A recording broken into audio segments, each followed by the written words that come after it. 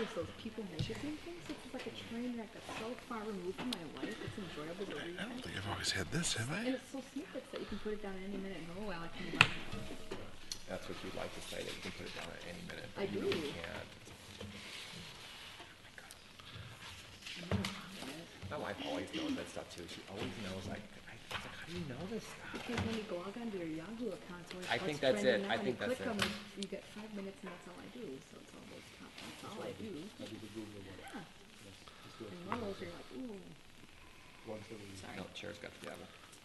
Wait, there's a Oh, light. okay, good. No, you're supposed to be talking though. It's more natural, they say, right? Well, I was going to say what I always say to get my kids to smile. Bacon.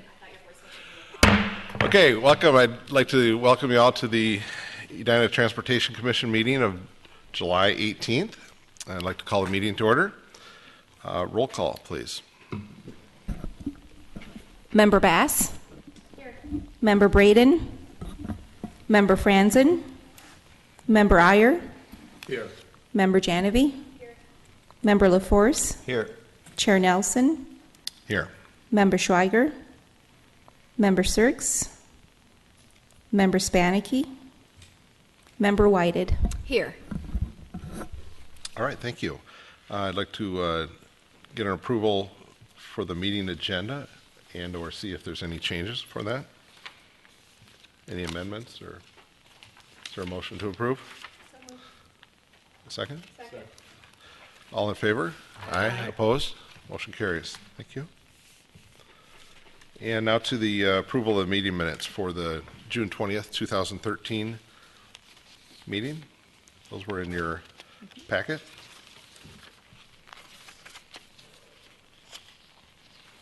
Were there any comments, or?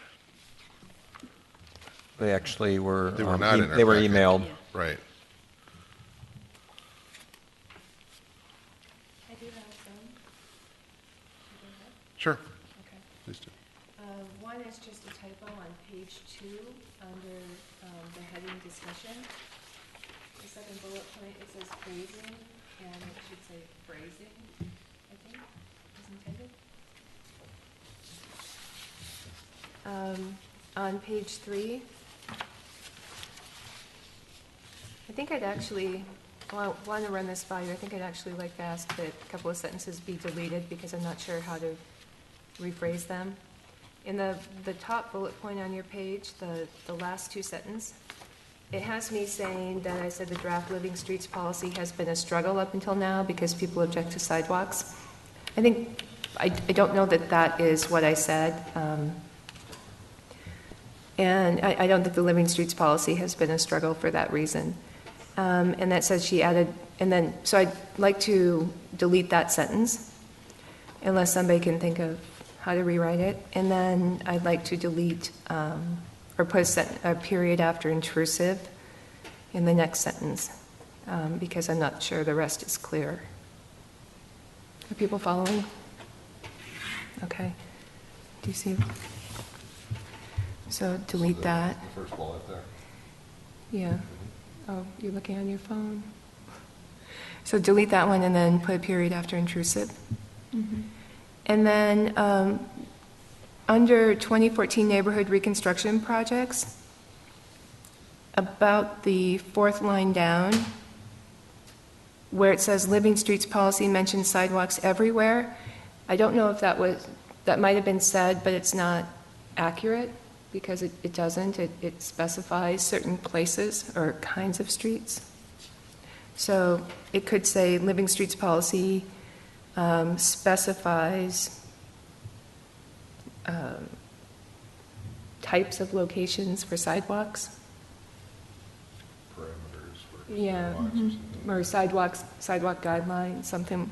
It would be more clear, otherwise it's taken out of context from whatever it was. Right. And then, I keep going on, but where on top of page 4, under the Birchcrest B neighborhood paragraph, it says Genevieve said she thought they were no longer using the sidewalk plan because the comp plan is so much better, and we did talk about that, but I think what would be clearer is what I was saying is it's no longer current. And then that would fit with the next sentence in the paragraph. And that's good enough for me. That's it. Okay, any other comments or changes? Not okay. Is there a motion to approve with those changes? I move we approve the minutes as amended. Second? I'll second. Thank you. Any further discussion? Hearing none, all in favor? Aye. Opposed? Motion carries. Okay, we'll move on to a community comment. It looks like there'd be nobody here in the audience. I'm guessing there's nobody that wants to make a comment, but I'd like to encourage people, if they do have any concerns or questions about the transportation system in our city, to attend one of our monthly meetings. So please keep that in mind. Reports and recommendations, item 6A, pedestrian and cycle safety fund update. Chair Nelson, our transportation planner, Mark Nolan, has this presentation. Okay, thank you.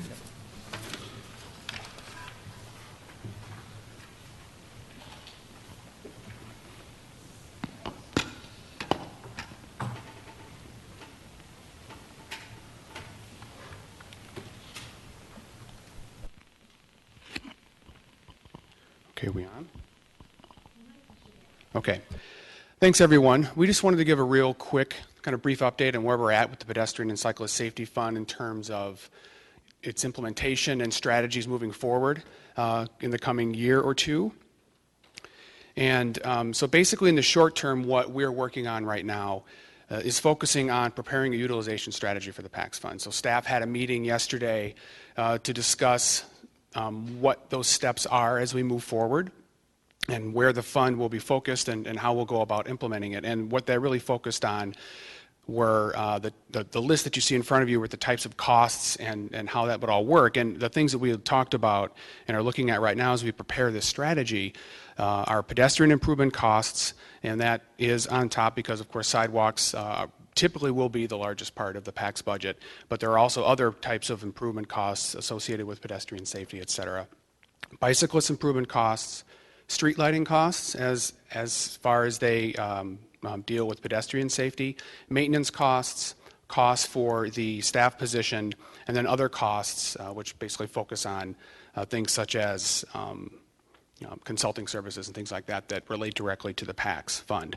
But really what the primary step of what we're looking at right now, and what I know this group's been talking about over the past couple of meetings, are the sidewalk priority criteria. And we do have something in place right now that we've been using, and that's kind of the starting point, but I realize that we've got a lot of other discussion that's happened, and I think looking at the notes that Member Janovi had prepared about your discussion in May, I think there's a lot of overlap there. So this is the primary thing that we're working with right now is creating that priority plan. And that kind of folds into the next point. Other short-term things we're working on right now are what are some of these projects that we're going to use that the PACS budget is going to fund. And first and foremost, we're thinking about the school road sidewalk. The construction begins in 1 or 2 weeks and will be wrapped up by mid-September, with the portion that goes through Concord School's entryway. That'll be done by the start of school on August 29th. Other projects that we're looking at for 2013, Vernon Avenue is going to be milled and overlaid by the county, and we met with the county recently, and they're going to be putting in some bike lanes from Gleason to about 53rd Street, and signage as well. So the county's taking care of that, and there are some issues through some of the intersections where it gets kind of tight, and so we are working with the county on ways to get the bike lanes through there. And some of the costs that the reason it's listed under the PACS fund is that there are certain opportunities in one location, I can't remember the intersection. I'm sorry? At Hanson Road, where the city has kind of looked at putting in a right turn lane so that bike lane can make its way through there. Okay, and I believe that's eastbound or northeast? Yep, that would be the eastbound to southbound right turn. That's a big curve that comes around that corner on Vernon Avenue. So we're proposing, actually are going out for quotes right now just to see what the actual costs are, but we're anticipating it's about $50,000 is what we're anticipating for that right turn, because it's adding 10 to 12 feet of pavement, and then we're going to have to treat that pavement, the stormwater runoff off of that. So we're able to keep the designated bike lanes through that location, through that curve. And then the county is actually looking at reducing down the lanes up to about 53rd. It starts into, as you're going eastbound, expands into a 4-lane roadway probably about a block or so before the standard station or the Link Road area. And so they're looking at possibly reducing that expansion down further so we can bring the bike lanes into about 53rd. Possibly put a crosswalk at 53rd and Vernon in that location that would then eventually have a PED-activated lighting system on it is what we'd be looking at in the future. But all of this, what we're anticipating is that we can finalize the plans and then in August bring it to you folks to take a look at it. And then in September, they would be milling, overlaying, and marking the pavement and signing it for the bike lanes. From Gleason Road, if you go to the westerly part, from the traffic signal at Gleason Road and Vernon Avenue, the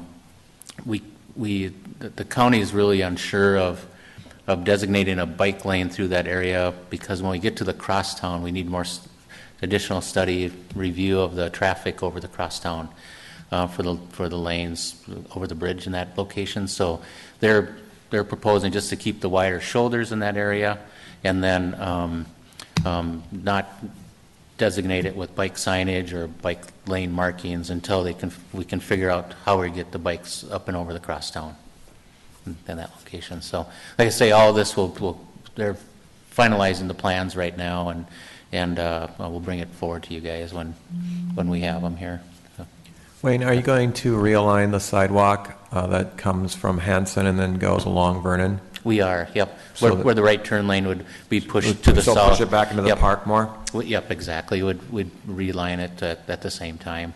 We have to be a little careful because there isn't a lot of room for the stormwater runoff, and we're not sure if we can drain directly into that pond right now.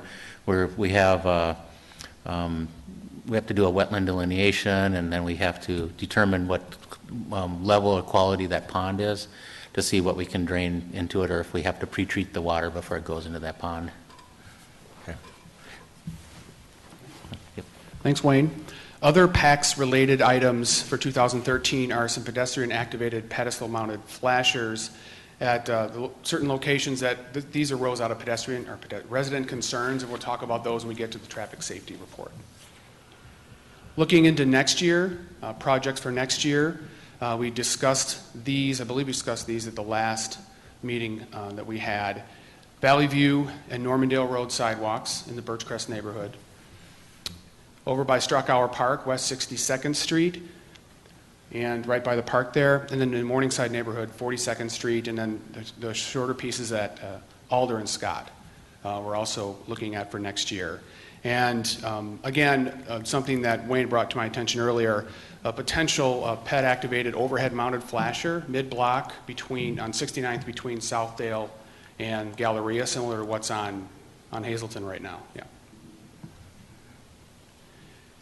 Thinking about medium and long-term and ongoing, obviously we're working with the Living Streets policy right now, so over the next year and a half, that Living Streets plan or implementation plan is going to be prepared, and we'll have to coordinate that with the PACS fund and how that operates, and in particular in the sidewalk priority plan. So these are two kind of parallel efforts that are going to be happening over the next year. We need to determine priority projects for future years, thinking not just year to year, but as we move forward into the future, looking at what projects we have going on, updating the sidewalk and pedestrian facilities map. So taking a look at what we have and what's been built, but then also as we start to shift our priorities or finalize on those sidewalk priorities, really start to change the map to reflect that.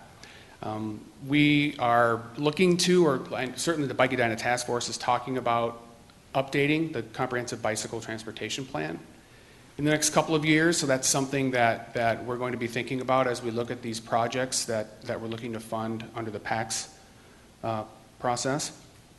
And then developing public input and an outreach procedure, and we're thinking specifically, at least I was thinking specifically with the sidewalks and how we're going to continue to get outreach out there and talk to folks. And tomorrow I have plans to go and door knock along Valley View Road to talk to people similar to what Chad Milner did on the school road project. We had a lot of success getting out in front of people door to door beforehand. So, and that's what I have for now.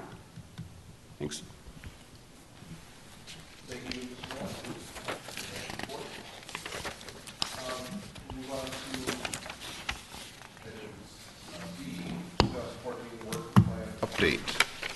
And there was just a note in there about that.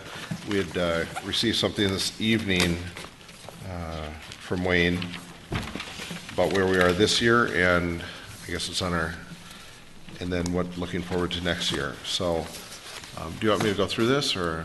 We couldn't, Chair Nelson. What I did was I took the work plan that was submitted to the City Council, and the reason why is it says revised October 25th at the top. The formatting was revised per your recommendation that then went on to the City Council. And so actually at the meeting, the workshop on Tuesday night with the City Council, I did give the City Council a copy of this. The only item that's been changed since I did that was I updated the France Avenue project to relate to that the construction start is delayed until the summer of 2014. This was actually tried to hand it out to you a month or so ago, and we had the printing was messed up when we got it, so I wanted to get you a clean copy of where we're at with the work plan itself. I don't know if you want me to, if we want to go through item by item, or if we. I think maybe we could just recap here. You know, the Living Streets policy, we're working on the implementation of that right now, and I believe that's set or soon to be set to go in front of the council next month, right, in August. And then from that, we'll talk about that a little bit later as well in the meeting tonight. The next item there, something we do every year, is reviewing the capital improvement program. That's something we'll look at again, and we do that next month as well. Yes, actually next for 2014. Next month you'll have the actually September, I believe, you'll have the actual final drafts of the feasibility studies to review. Okay. Yep. Yep. And then some of these ongoing responsibilities is listed. The TLC Bike Boulevard project is complete with the what we removed the advisory bike lanes along Wooddale. They remain on 54th and on Valley View. Yes. Although the striping is complete, will data continue to be gathered on Wooddale? Yes. Actually, the TLC Bike Boulevard, the advisory bike lanes on 54th, and then staff has made a commitment on Wooddale to continue to study it, along with the green lanes on Valley View Road, just to continue to study that. It's a 2-year evaluation period, so we're about a little bit over a half a year or so into the 2-year evaluation period. Okay. And then the traffic safety reviews and policy updates, that's an ongoing item. France Avenue intersections improvement project that was slated to start this month was delayed due to budget overruns, potential budget overruns, and that will be bid out, I believe, later this year, November, December. October, November, yes. I'll give an update on my staff comments on that one. And transportation options, again, that is ongoing, and proposed a budget to the city for next year. Communications Committee is an ongoing committee, along with the coordination with the BETF, or the Bike Edina Task Force. Other work that we had talked about potentially or putting on for a future year would be the Grandview Area Transportation Plan, and that takes over just about where the sidewalks or the bike lanes were discussed earlier on 53rd, going through the Grandview area. So right, yep. That's something we can start to look at.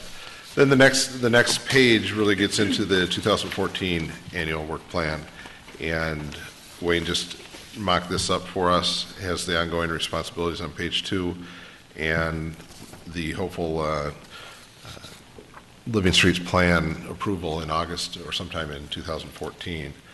What I wanted to do is get this in front of you and just see if there's any input as to what you would like to see us work on next year and make a priority out of that.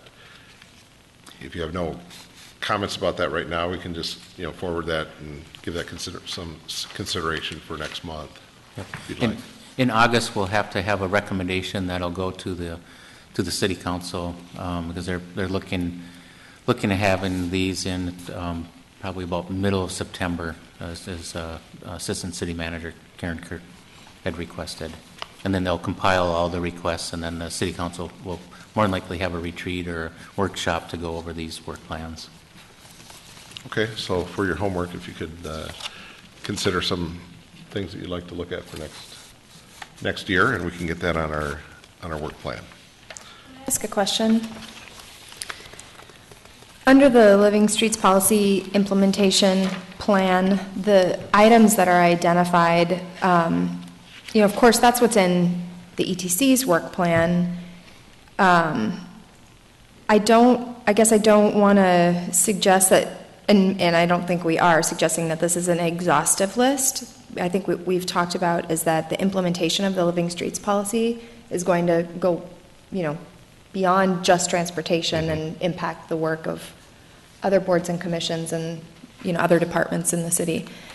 And so I just wonder if there's a vehicle or an opportunity for us to make a recommendation that other boards and commissions consider plans that they might be involved with that would, help to implement the Living Streets policy as well.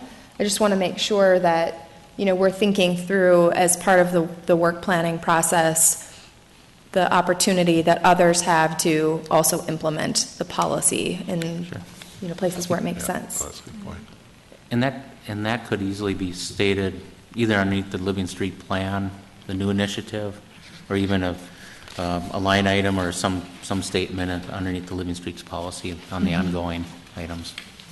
So if you have some verbiage on it, forward it to Chair Nelson and myself, and we can put it in this, and then you can into this document, and you can review it at the next meeting if you want. Okay, and that's to say, I actually don't know all of the other opportunities there are for Living Streets implementation, through the work of other areas. So maybe I can try to draft something that's kind of broad, and then others can think about where there are opportunities. Yeah.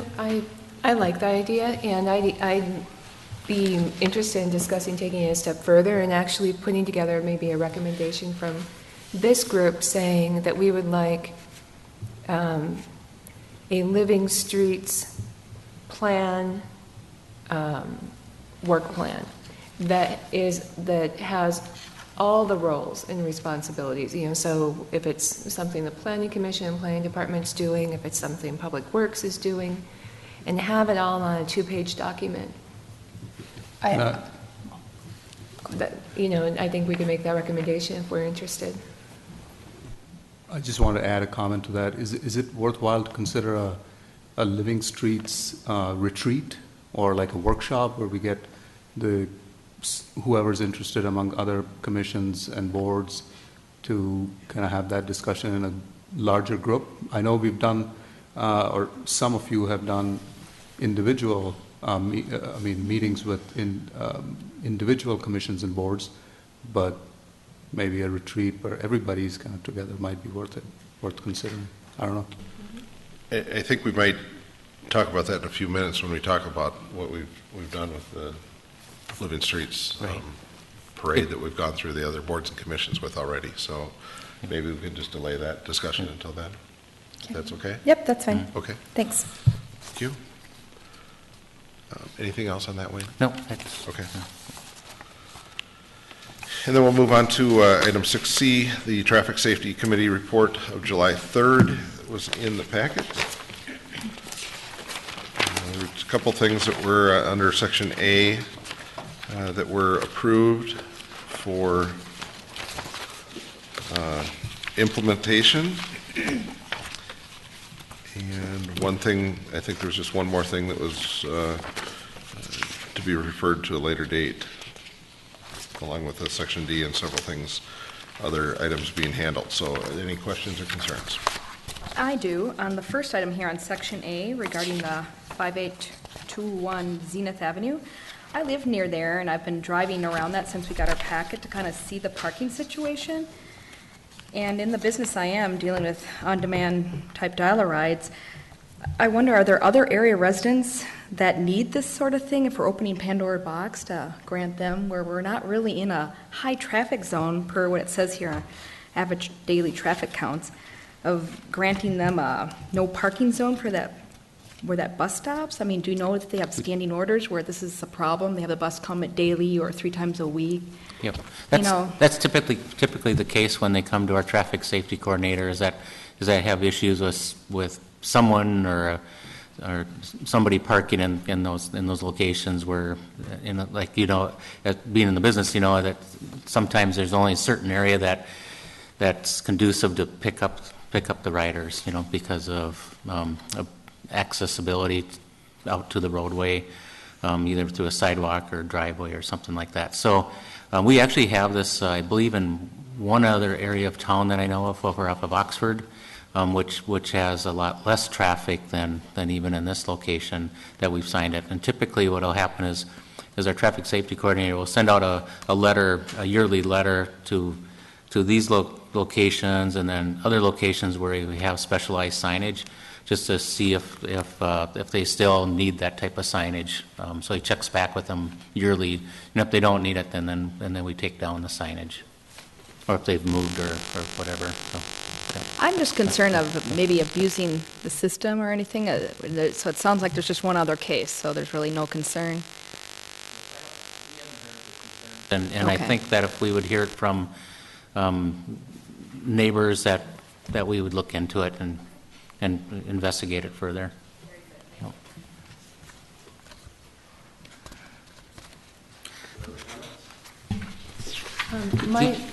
The other one I want to point out, and Transportation Nolan referred to it in his presentation, is on Southdale Road and actually West Shore Drive and Cornelia Drive, at those crosswalks on 66th Street. Is what we're proposing is to put in PED-activated flashing lights there. So it would essentially bring attention to those crosswalks as people are crossing those crosswalks. And so we're investigating what the cost of those PED-activated lights are, and that would be something that we're proposing to take out of the PACS fund to pay for those, so we can get them implemented soon. Would that be something that's similar to what's, I guess it's on maybe Hazelton, the Promenade? It would probably be more like what's on Valley View Road off of Concord.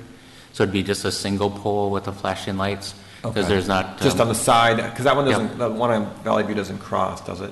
Nope, it doesn't have a mast arm on it. Like when we put a mast arm on our standards, it's typically for roadways that have multiple lanes, so that you would have, if you have 2 lanes, that they'd use the mast arm type signage, so that if someone was stopping for somebody in a crosswalk, there's a potential for them blocking the sign off to the right, and the pedestrian. So there's always a potential for somebody going around that vehicle and having an accident with somebody in the crosswalk.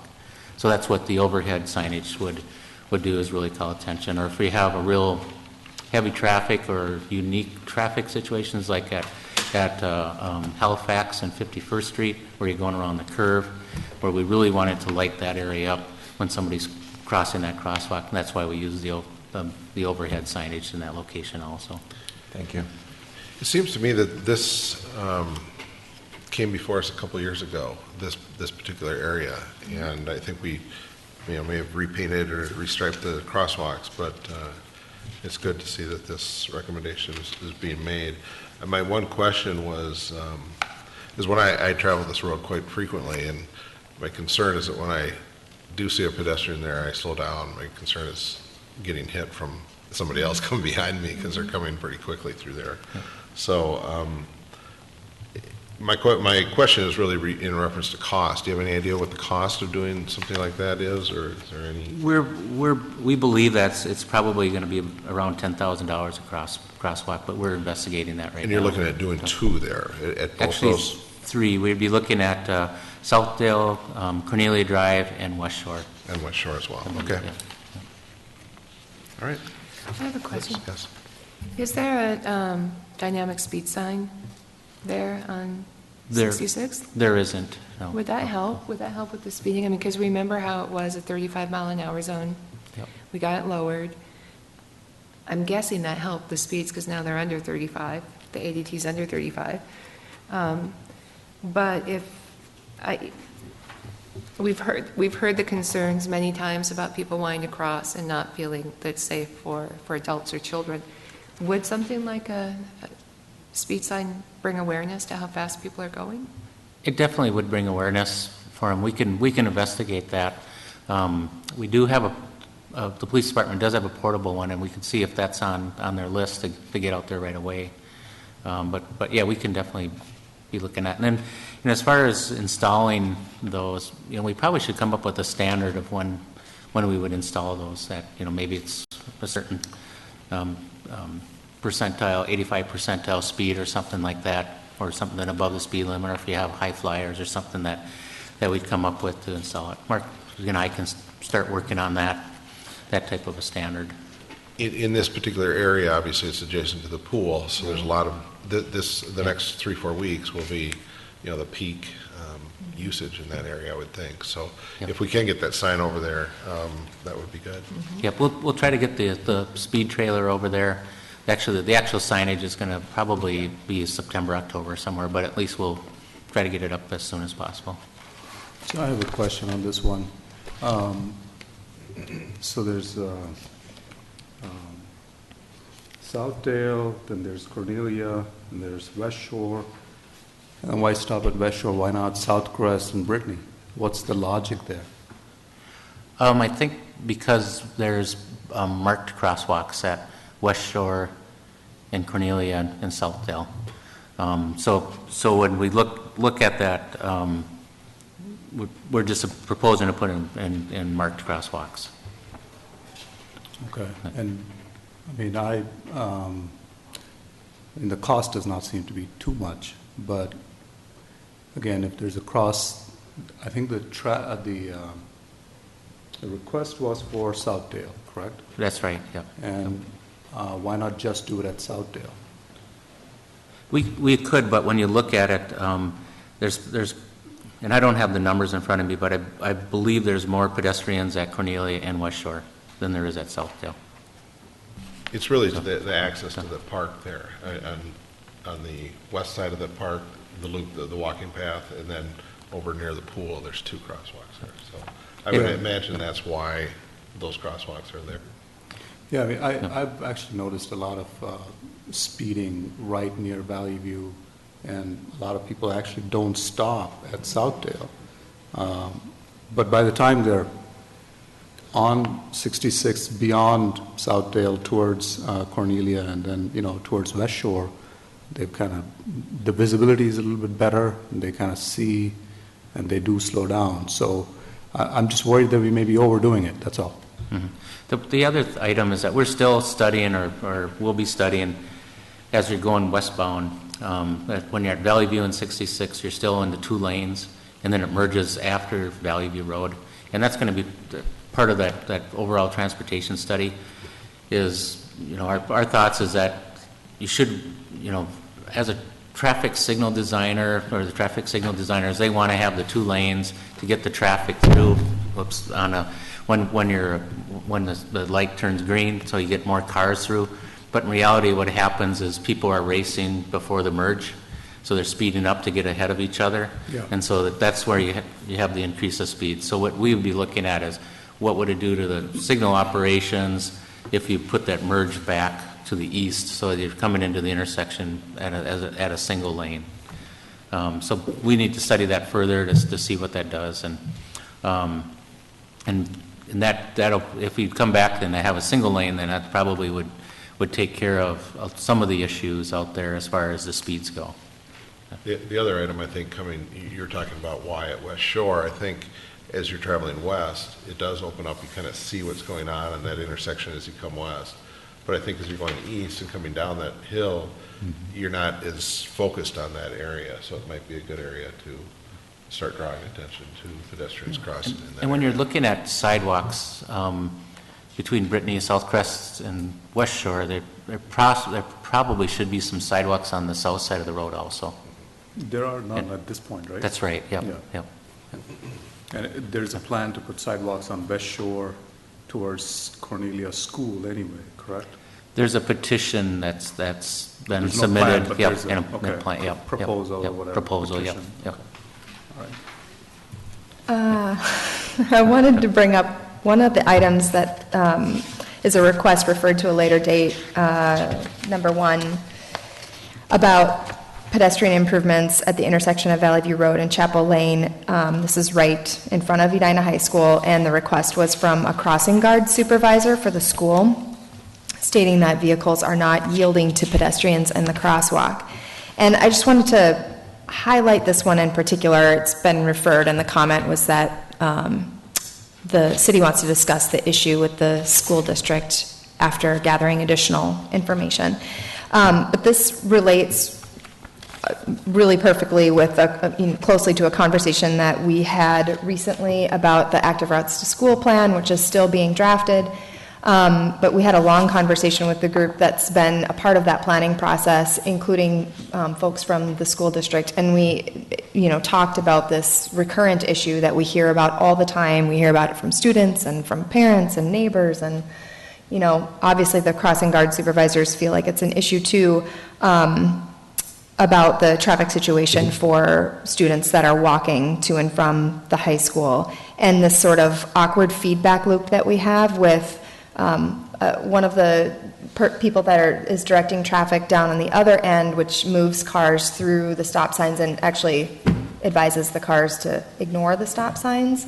And then, having issues on the other end where folks aren't yielding for pedestrians. So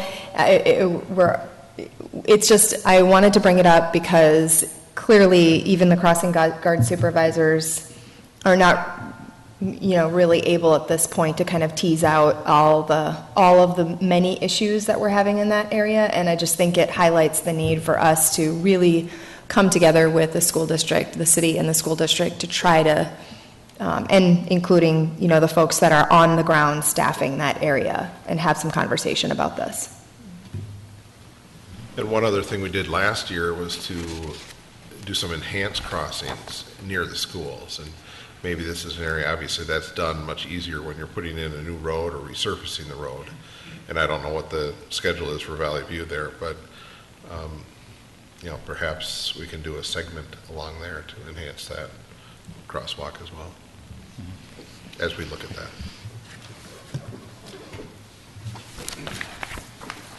Are there any other questions or concerns on this report? So I just wanted to add that I do agree with you, Chair Nelson, the worry that putting a light at, the possibility of somebody hitting you from the back does increase, I think. So that's something that we need to watch out for. Okay. All right, we'll just move on to updates then. And student members, there are none here tonight. Update for the Bike Edina Task Force. Commissioner Genevieve? Do you have anything? I don't really have anything. We're continuing discussion on bylaws and on working toward filing a bicycle-friendly community application. And that's about it right now. Okay. Thank you. Living Streets Working Group update. We had a joint session, no, we had a meeting with the City Council workshop on Tuesday night, 2 nights ago. Kind of brought them up to speed on our discussions with the various boards and commissions that we've been through. I think we've been to all of them that we're going to at this point. Yes. Okay. And we've gotten some good feedback there. We've also looked for volunteers to help with the Living Streets Advisory Group going forward, and we're collecting names for that.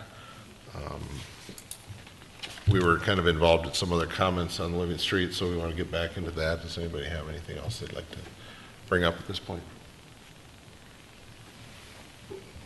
Well, it might, if this group wanted to, I mean, I think it would be helpful to have some kind of recommendation, especially during this work planning process that all the boards and commissions are going through and the council's going through, and the budget process and the CIP process that's happening right now, to request some kind of coordination of the efforts that will go into the Living Streets plan development and updating standards. And a lot of that work will be done by people not in engineering and not in the ETC.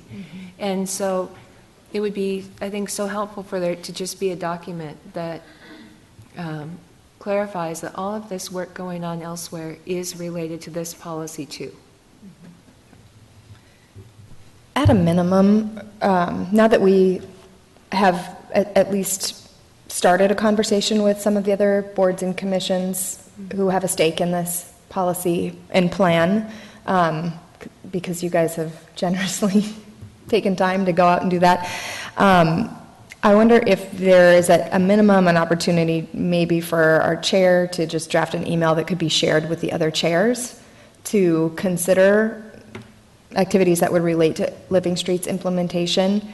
It's, and I really think it probably it's things that would already be on their work plan, but the point is to tie it together so that people understand that it kind of falls under this umbrella and that it's all part of implementing. So I wonder if you would be willing to do that. How would you, now that you've talked to all the other commissions, how would you characterize the feedback? I think overall it was they were very receptive to it. There wasn't a whole lot of negative feedback at all. There's just quite a bit of feedback, making sure that their voices and their positions were heard regarding. We went to the park board. The park board wanted to make sure that sidewalks were included around parks and in those areas. We went to, who did you see Tuesday night? Was CHC. Community Health. Community Health. And this fits right in with what they're doing. So they were expressed a lot of support. One thing I've noticed in taking it around is people haven't had a lot of comments about the draft policy. A lot of their comments are detailed. It's going to be answered in the next phase. But generally in support, and I thought, I went to health, human rights and relations, and energy and environment, and each of those groups saw a direct connection to their work, the work that they want to do anyway. They see how it fits within Living Streets, and so there was a lot of support.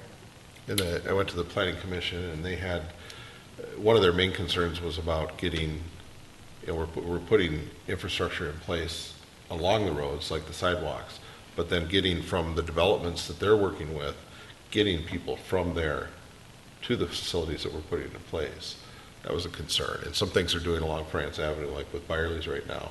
They're actually bringing the building closer to the road and bringing it much more, making that easier to get pedestrians in and out. Some of the other buildings that are back there are going to be placed on that particular property are on the promenade, but then getting those people from there to France might be a concern. So they're just talking about what authority they may have in the future to be able to get the developers to plan for access to our living streets. So I've been doing a little reading about housing and how that ties in living streets. And when you talk about what we've been doing with some of the commercial properties on France and trying to pull them closer to the road, it's interesting that the way we plan in the residential areas is the focus is all about kind of privacy, keep the houses back.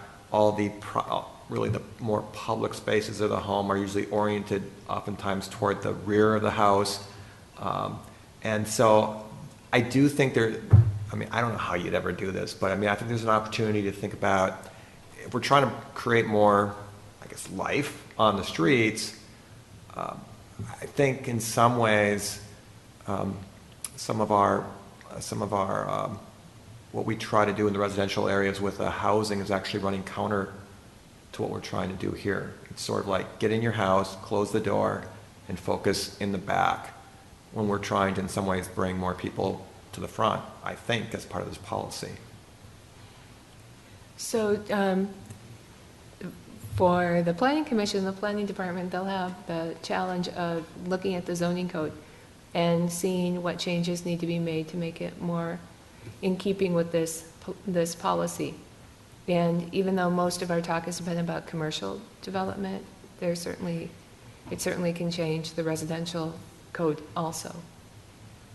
No reason it can't. Yeah, okay, thank you. You know, what comes to mind is I had a question later, is that building that's going up there in the Southdale parking lot, is that going to be an example? I mean, it's right up to the sidewalk where they could walk across the cub, and is there anything Yep. in that planning for that one there? Absolutely. I mean, they're putting in sidewalks along the southeast corner of 69th, or the northwest corner of 69th and York, and actually one of the conditions that the council had, well, they had many conditions, but one of the conditions was to put a sidewalk up to the new transit center at the Metro Transit Center right off of the JCPenney parking ramp. And they came in with a design that, if you're familiar with the ring road of Southdale, they had a sidewalk right off the curb of the ring road. And so I said, no, you have, in following with our living streets and our sidewalk philosophy, you need to have a boulevard in there. One, in order for them to move back would have been into that berm that they had. So we looked at being on the other side of the berm, on York Avenue side of the berm. There's a great big flat area, probably 30 feet of a flat grassy area. So they're actually, the latest plan shows an 8-foot boulevard, grassy strip, and then a 6-foot sidewalk that'll go from the new apartments up to the transit station. And then it'll stop at the transit station, but they'll give us an opportunity to extend that sidewalk up to the corner of 66th and York Avenue. So that's what we're looking at from a staff level, is, you know, how can we take this philosophy of living streets and all the elements and apply it towards the private developments. I have a quick question on just the logistics of, the Living Streets Advisory Group. Volunteers are starting to sign up, and is there going to be like a kickoff or meeting, or is that Mr. Nolan? Are you going to be kind of coordinating all this stuff? Or how's the logistics of this going to kind of launch? Unfold. That's a good question. We're just getting started on all of this, and we don't, as far as I know, and I'd have to talk to the assistant city manager about her thoughts on when this group would first meet. I'm not sure, Wayne, if you heard from Karen at all. We're meeting with her tomorrow morning.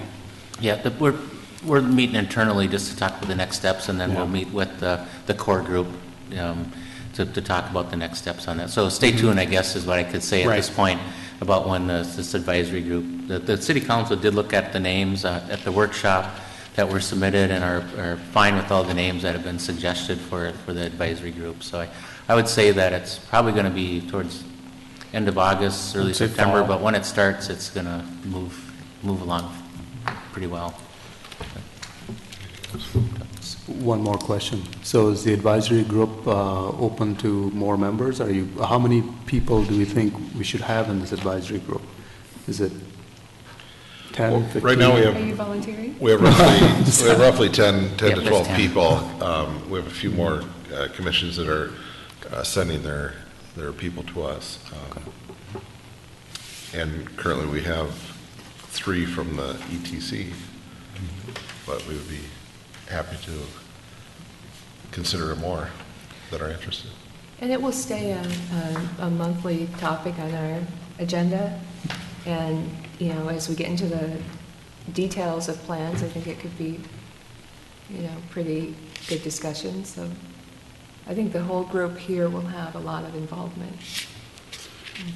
Currently, there's 3 from the ETC, 2 from the Energy and Environment, 2 from Planning, 1 from HRC, 1 from the Park Board, and then one person is on a couple committees, the Public Art and Arts and Culture Committee, so.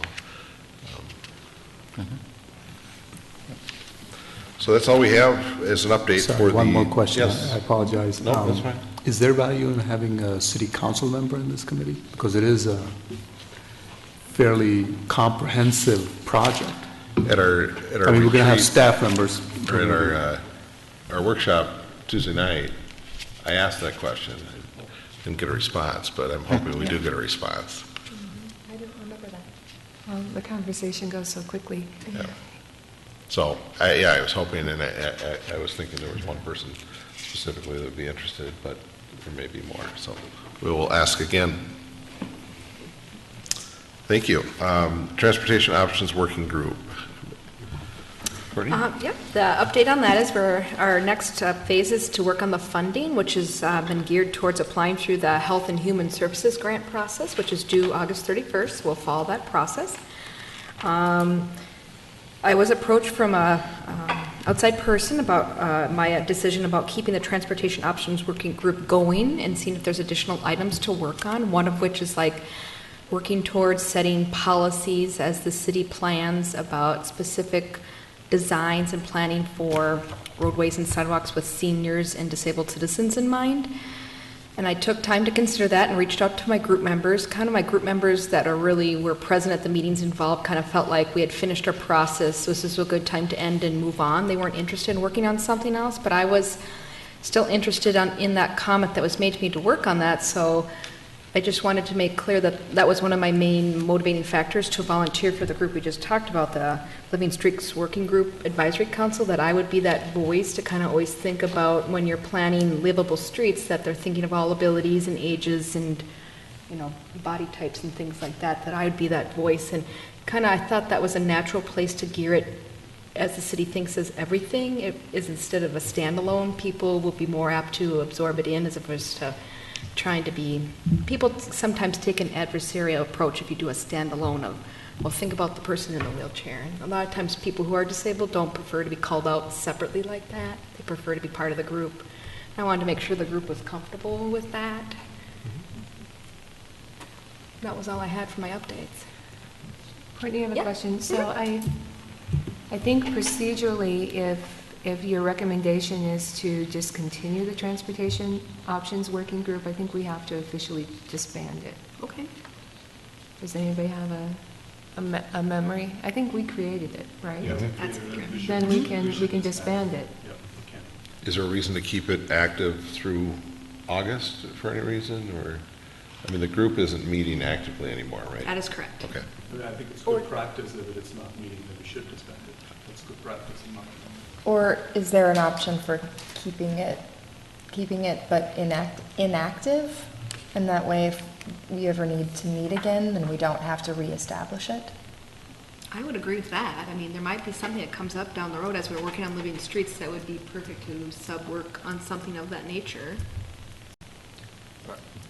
I would kind of second Surya's comment. I just think it's a good practice if the subcommittee's not going, we say, you know, thank you for the work that's been done, we disband it, and then if we need to reform a new committee, it's not that hard to do it, and hopefully you provide a really clear purpose and some energy for that group. Otherwise, it's sort of trying to bring somebody back from the dead. It just doesn't work very well, I don't think. Great point. Okay. So would there be a motion, do we want to do that now?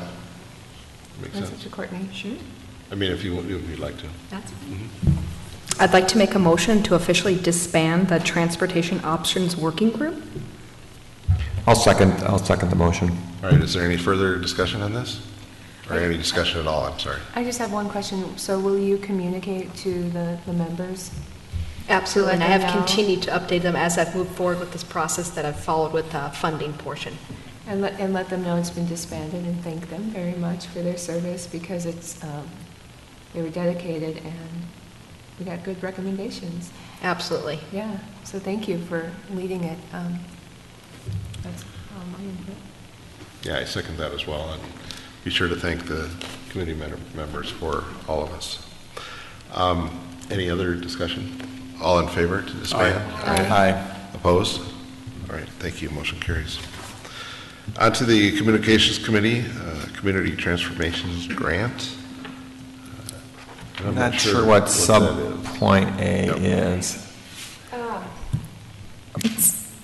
I don't know that it is community transformation grants. I think it's the SHIP What's a funding? SHIP, but that's what they're calling it, it comes, that was the verbiage that they had in their handouts, was community transformation. But it's basically the $5,000 grant that we would use towards education and marketing of our Living Streets policy, I believe is what we want to talk about tonight.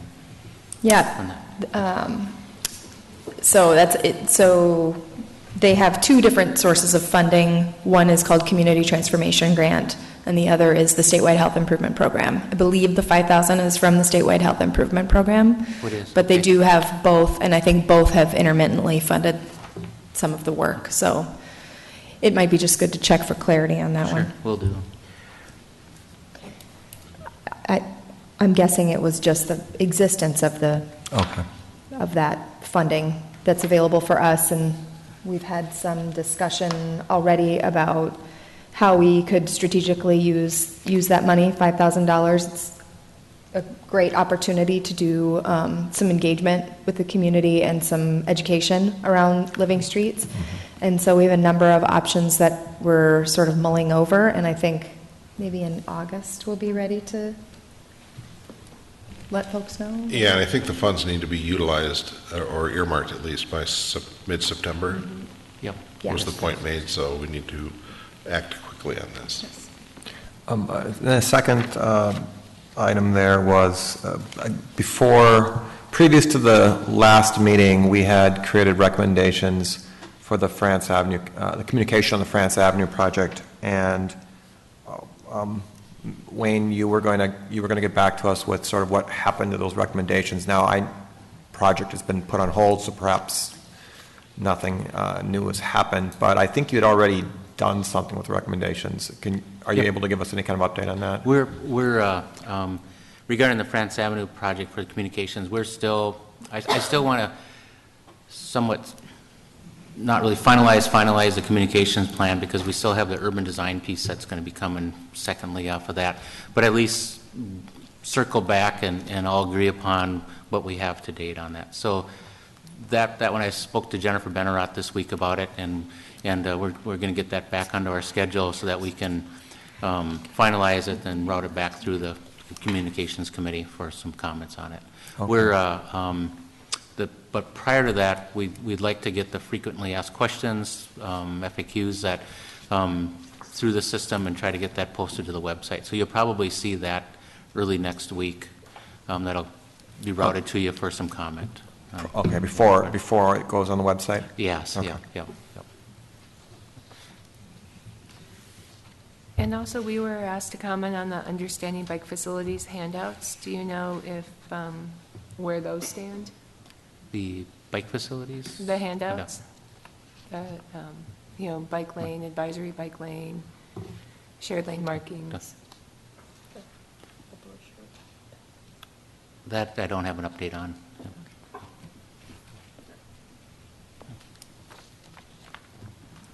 That's all from us. Okay. We move on to number 7, correspondence and petitions. And there was some correspondence left at our spaces here today. Not sure where it ended up. Here it is.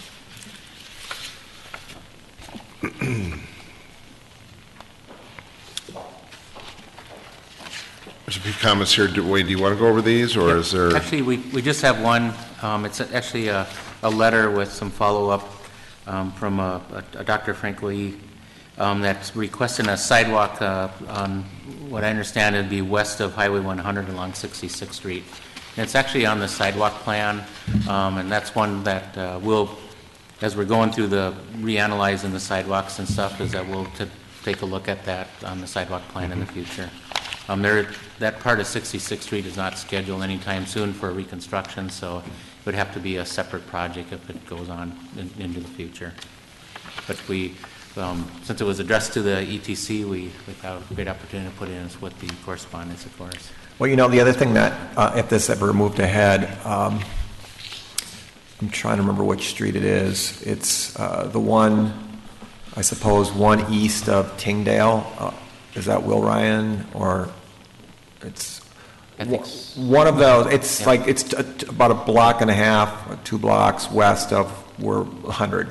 And when you come to that intersection, there's a large kind of retaining wall that I think obstructs visibility, which would actually probably make it very difficult for a sidewalk. But if you did put a sidewalk there, it would pull that back and I think open up the sight lines a lot better for trying to come on there. I mean, the cars that are coming at you from the west are coming uphill, so they're probably going a little bit more slowly, but they're very, very hard to see right there. Right. You know, that raises something that I've always been curious about, and that is when you're not redoing a street and you have extra width, what are the options for moving the curb line in to make room for a sidewalk? And what are the difficult, I mean, I imagine the catch basin might be an issue. That was similar to what we did on Gallagher Drive, is that we had extra width on that roadway, and the roadway was scheduled for a mill and overlay, and so we did sort of what I would call a glorified mill and overlay, is that we were able to move in the easterly and the southerly curb so we could accommodate a boulevard with bioswales and then the 10-foot trail in that location. Some areas you can do that, and we were lucky that we didn't have that many catch basins to move and storm sewer, and so that one worked out. Some other roadways it's difficult. I know I think you had an email to me. I haven't responded, but on Valley View Road, I think that was yourself, that Valley View Road from McCully to what I call the hairpin turn that goes down towards the golf course.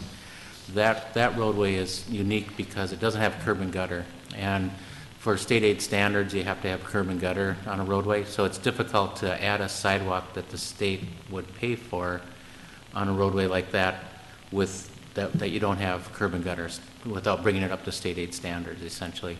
So that was the reason on that one why we at that time when they were looking at a sidewalk there, the only funding we had was state aid funds, so that we said, no, you wouldn't be able to put a sidewalk in using state aid funds because you'd have to bring it up to standards first, and that, because there's not enough room to just in the boulevard areas to put a sidewalk in without touching the roadway itself. But with the PACS funding now, if the choice was to use that funding, would you have to bring the street up to state aid standards at the same time? You wouldn't, and what would possibly happen, we'd have to look at it, but you'd have to look at the drainage of the roadway to see if you can put in the curb and gutter, then you put the boulevard area in, and then the sidewalk in that location. And I believe that one we do have some drainage issues on that we'd have to bring up, at least kind of reprofile the road essentially is what we'd have to do in that area. Okay. So I think Dr. Way is right. And we're still working on the criteria for sidewalks and the big overall plan, but he does raise the correct point of safety on that road. We talked about that again, but the other thing I want to mention is that it also is a good candidate for the network that it could join, which is the West Shore sidewalk, and then hopefully the West Shore gets extended over the bridge over 62. Right. And so it could be part of that bigger plan. Mm-hmm. Good.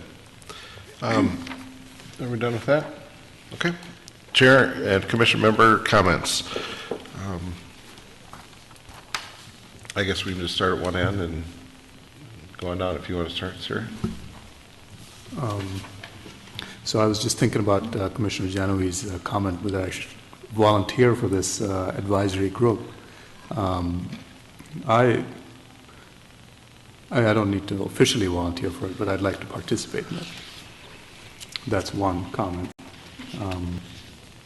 I want to circle back to the first discussion we had about the activated lights at Southdale. And usually at these pedestrian crosswalks, there's a sign that says, state law, stop, you have to stop for pedestrians. So this is basically just saying that you're not following state law, so we're going to put a light there. Is that kind of what the... Yeah. Okay. So we have data that people are just, I guess I've seen it myself, they do ignore it, but, okay, so those signs can go away, I guess, now, because we're going to put these activated. Probably need both. All right. That's all. I'll pass. I just had one question for you, Wayne. Can you refresh my memory when the 58th Street is due for reconstruction projects? Because I've really noticed with all the rains this spring, the portion between France and Xerxes, it's like eroding away where it's that marked bike walking path. I thought I had Did we the, mention it, or? Okay. I believe it's next year. yeah, I think Yeah. so. Good. Mhm. Next year or the following year, I think, so, in that area. But it's coming up soon. Great, that's all I had, Yeah. thank you. One thing I had was, I already mentioned to Wayne before the meeting, but it was regarding West 66th Street again, immediately west of Highway 100. There's quite a bump in the road there. It seems an odd thing to be concerned about, but the rest of the roadway, the other two lanes there, it's a smooth transition. And going west, there's Wayne was going to take a look at that and just see if there's some minor modification to the roadway that could be made. The other question I have, and I've raised this before, is about the concrete streets. In Edina, we talk about a lot of the resurfacing of roads that we're doing and reconstruction. We haven't quite tapped into those, and I think there's something out there coming up next year as a test, or are we looking at some kind of test area to figure out what we might do with the concrete streets as they become needing to be replaced and/or...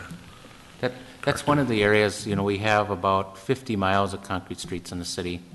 And that's the area that we don't have an active reconstruction or upgrade plan for that one. So that is on our big list of things that we need to be looking at in the future. So I don't have an exact date on when we're going to, start looking at those and analyzing them, but that's something that we need to do in the future. Yeah. Okay. I have a street that could be a test street if you're looking for one. Thank you. Will do. Yeah. Chair Nelson, can I take mine back and add one more comment? Yep. Okay.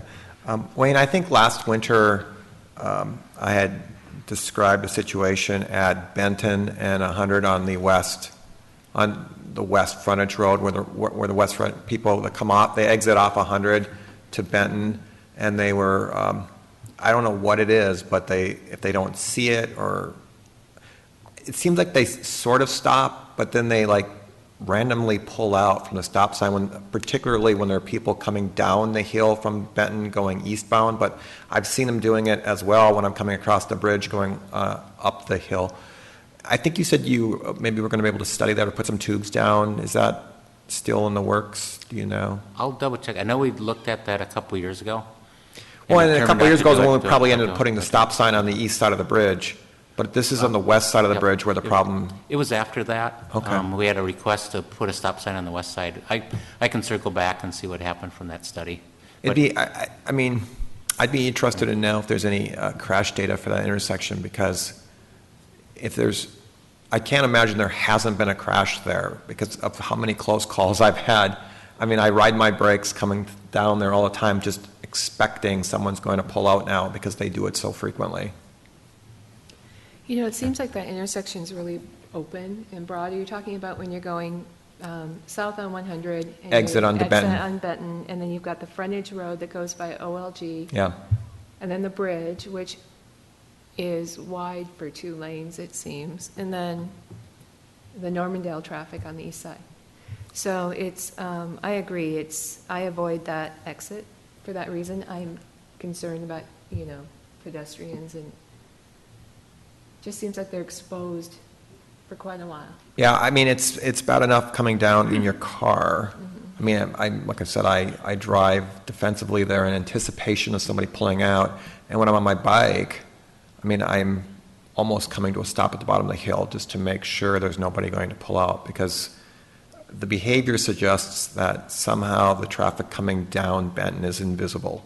And I don't know why that is, because I think the visibility is fine, but for some reason people just don't see it and they pull out there all the time. I could comment on that. I would say it is invisible, especially because I drive it every day, twice a day, and I get off to go to the family center, pick up my kids. I have to pull out so I can see, because it's that's a true. tree. And maybe it's different in a higher profile vehicle. I'm in a little sedan, and maybe they're not pulling out. So I feel like I almost have to arc in the way of the oncoming traffic over the bridge. And it feels like the people coming towards me who are making a right turn to go over the bridge are never stopping. They're always aggressive. So I have to be even more aggressive if I'm ever going to take a left turn there.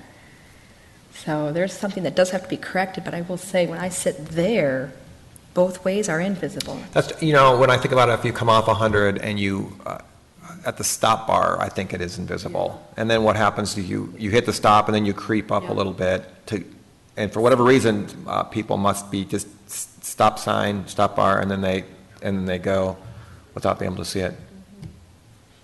And I think what happens then is that they're out too far, they see you coming, so they better just punch it. Maybe. We can put that on our to-do list with traffic safety to take a look at it, that intersection again. I agree. I would never bike there. Especially coming down Benton, it's downhill, so you can be going pretty fast, and if somebody pulls out on you, you really have to lock them up. It's popular biking. Yeah. It is a very popular bike route. Yeah, it's like- You solve the problem with Google Maps. Yeah. The other thing you can do, Tom, is you can just email in a traffic safety complaint, which is another way to get it in the system. That's a good point. Thank you. Or we can join the Transportation Commission and then directly direct staff to do it. That can work too. But, I have a question. I submitted a petition for a sidewalk on Grimes Avenue on the east side between 42nd Street and Inglewood Avenue that runs along two private schools and a park. And, got really loud there for a second. My question is that the council received it on Tuesday night. There was no discussion. It was after 12:30 or around 12:30 in the morning. And what can be done to have that sidewalk considered for next year with the 42nd Street project?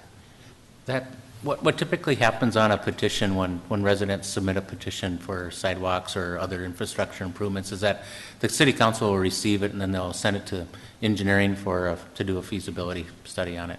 And so what we'll be doing with that one and all the other ones that we receive is to do a feasibility study. We're probably going to be looking at that one sooner to see if we incorporate it in with the 42nd Street sidewalk. Because when we put in the lift station on the northeast corner of Grimes and 42nd Street, we actually benched out a location for a sidewalk because we knew that a sidewalk was going to be coming in there at some point in time. So overall, I don't think there's a lot of items in the way to put a sidewalk in. So I think it's going to be a semi-easy one to construct. So like I say, we'll take a look at it with that feasibility study, and actually on July 29th.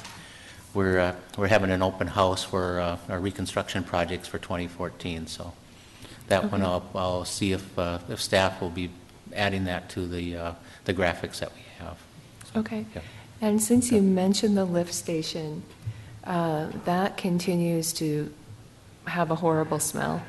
And so when you're walking by it, you can now smell it across the street. That's how bad it's become. And so if you're going to, it's a pretty heavily traveled corner, and it would be great if that didn't have the... We could look at that. I can't remember if they have a carbon filter on that, but if they don't, I'll check with the utility department, see if we can put a filter on it. Thank you. Yep. All right. Thank you. On to item 9, staff comments and project updates. Wayne? I do have quite a few here, but I'll try to go quickly.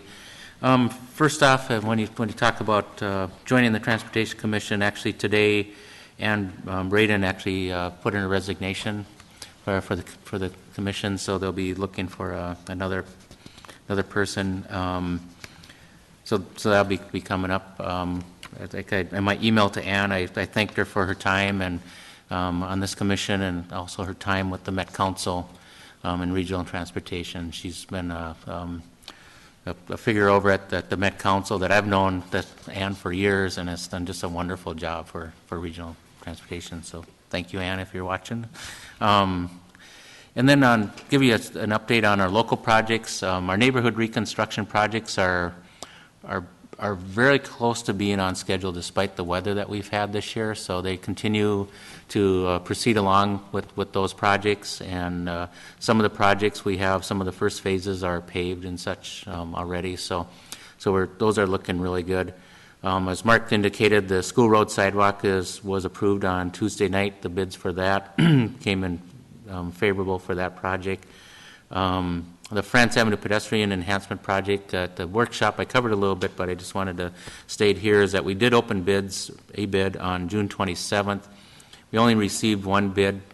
What we have when we bid out projects is we list them on a system called Quest CDN, and it's electronic plan holders specification list that the bidders will go to, and then they'll purchase a set of plans and specs. So we get people from vendors, material suppliers, subcontractors to prime contractors, and when they submit on a project, they list what their intent is for that project. And we actually had 9 prime contractors that had pulled plans for that project. So we felt that, and we studied or observed that.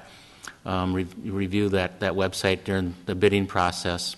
For instance, on the school road, about a week before the bid opening, we only had one prime contractor. So we got on the phones and started calling contractors, and I think when the bids were open, we had 5 that were listed as prime contractors on that one. So, to generate that, competition basically is what we're trying to do from a staff level. So we were really surprised that we only had one bid for the France Avenue project. The bid was about $600,000 higher than our engineer's estimate. Myself and WSB, we consulted with MnDOT federal aid folks regarding our federal funding, because we definitely don't want to jeopardize $1 million by our recommendations to the City Council to reject that bid. And they came back and said we would not jeopardize our federal funding if we started spending on that federal funding by April 23rd of 2014. Their authorization came actually to us on May 23rd, and per the federal rules is that you have to start spending within that 11 months essentially. So our plan is to rebid out the project in October, November.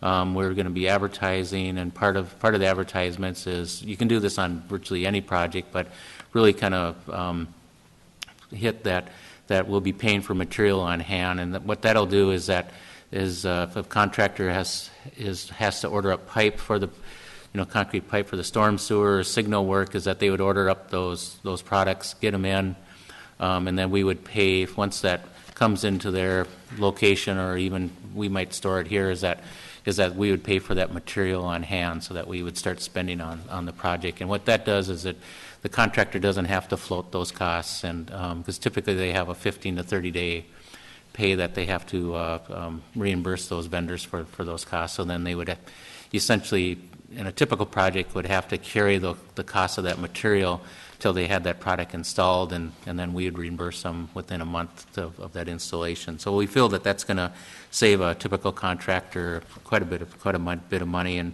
would reflect back to hopefully lower bids on that. The other component of the France Avenue project is the urban design piece of that, and we had a meeting just recently on that, and we have another one scheduled for August 21st. From 7 to 9 p.m. down at our Public Works facility.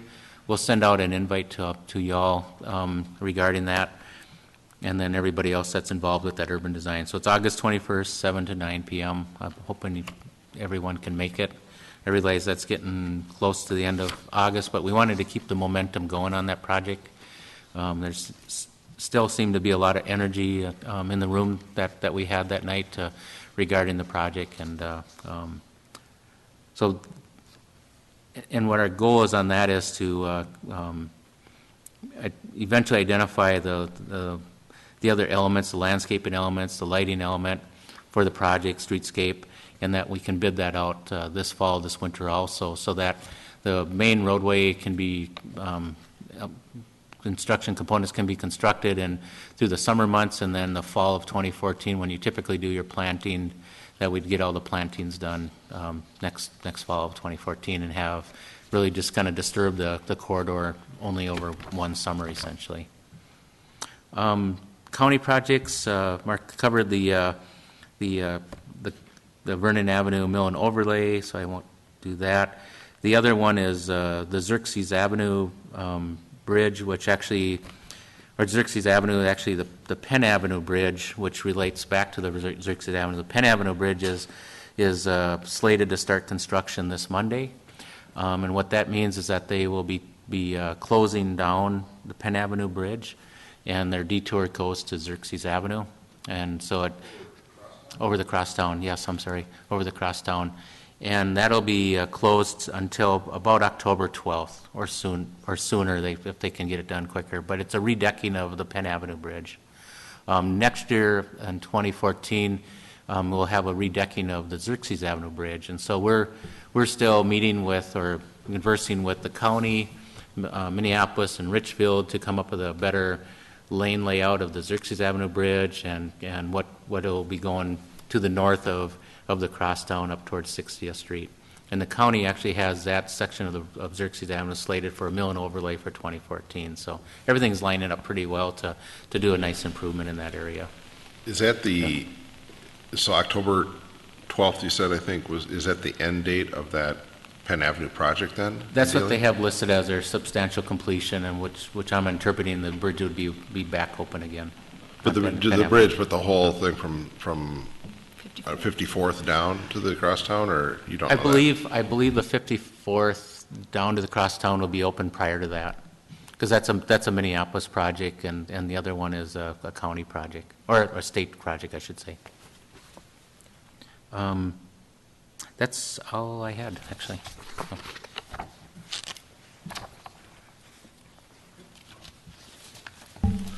You're done? That's it? Yes, yep. Okay, well, meeting adjourned. Thank you all. Yep.